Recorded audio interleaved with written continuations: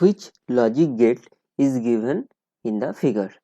So here we have to find the logic gate. So here the two inputs A and B are given, and these two are NOT gate. So this is a NOT gate and it is also a NOT gate. So the output of NOT gate is A bar, and the output of this NOT gate is B bar.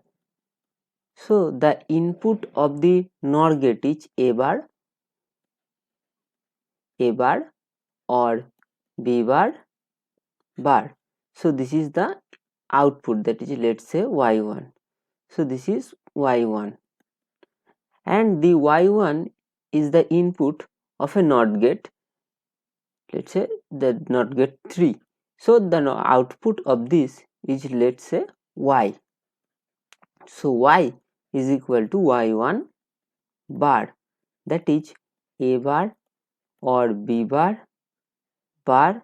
This is Y1 and Y1 bar. So the double complement becomes A bar or B bar.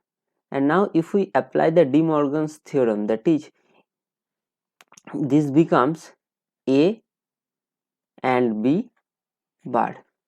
So the De Morgan's theorem says A or B, A bar or B bar is A and B bar. So this is basically NAND gate.